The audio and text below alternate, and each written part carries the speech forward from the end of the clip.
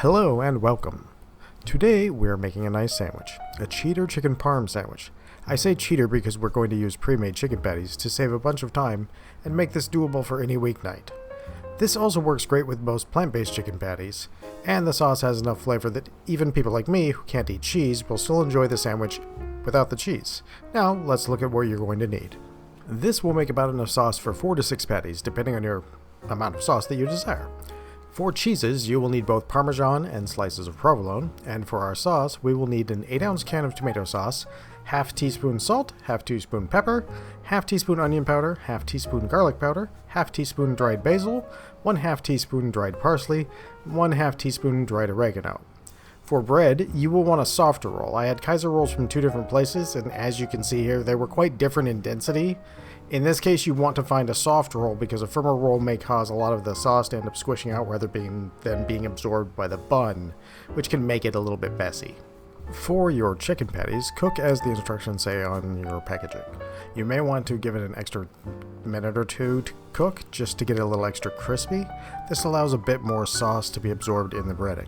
So while that cooks, we'll want to mix our sauce. The sauce for this is actually super simple to make since the tomato sauce is pre-cooked, and we just need to bloom our spices.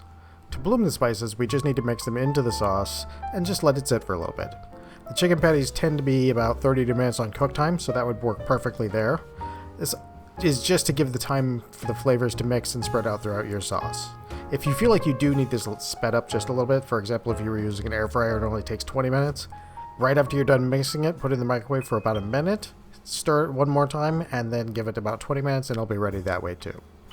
If you're enjoying this video, like and subscribe for more like it. And if you want to help me and the kitties out, share it with a friend who also might like it. And as always, thank you from the kitties and I for watching our videos. Once the sauce is ready and the chicken patties have cooled for about 5 minutes, we only have to prep the buns. So if your rolls or buns do require it, just cut a bit below the center line so the top has a bit more area to absorb more sauce, and that helps keep your hands clean while you're eating. Using a softer roll, as I mentioned in the ingredients and I am using here, also helps with keeping your hands clean. Once the rolls are cut, the first thing you will want to do is put a light layer of our sauce on the bottom bun. Using a light layer like this means we can still get the flavor, but not quite as intensely, and it will not squish out from underneath the patty when you bite down. This also preserves some of the crispiness of the patty, so it still has that nice crunch from the bottom as you're biting down on it.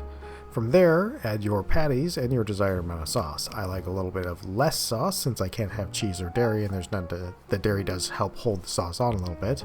My partner likes hers with a bit of extra sauce. You'll probably want something around 3 millimeters or about 1/8 of an inch layer going all the way to the outer edge of the patty. Going slightly over that is fine too. And from there, you'll want to add your Parmesan cheese. Now, into an oven set to 450 degrees on the broil setting, using the second rack from the top. For this part, we just want to wait until the Parmesan starts to melt or brown. This allows it to mix a bit with the sauce, and it adds a little bit of extra flavor. It's not a huge difference though, so you can skip browning the parm and go straight to the provolone browning if you wish. For both, you'll need to keep an eye out as they can both burn fairly quickly depending on your oven. Basically what you're doing here is allowing the salt from the cheese to mix with the glutamate in the tomato and kind of form nature's MSG. So, after your Parmesan is browned, or if you skip that step, we just need to go in the oven at the same temperature, 450, and the same setting of broil, and wait for the provolone to be about half browned. Provolone is one of those cheeses that starts browning slowly, but then suddenly it's all browned. A nice trait, but for this recipe we actually want the unbrowned area to form a framework between the brown spots to make the bites a little bit easier to take, and less prone to squishing, again, squishing sauce all over your hands. Or in the embarrassing some cases of actually just taking the whole slice of cheese with you on the first bite, which is kind of amusing. This takes about 5 to 10 minutes depending on your oven. Once it's browned to your liking, you just need to let it stand for about 2 to 3 minutes before putting the bun on top, and you are ready to eat. If you have a spare pan, you can safely move the rack to the top rack. You can actually slightly toast the top bun while the bottom is cooling for that 3 to 4 minutes if you just leave the broil on.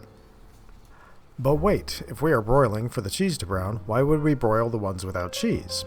The reason we still broil the ones without cheese is to make 2 things happen. The first is to caramelize the sugars in the sauce, which adds a little bit of flavor.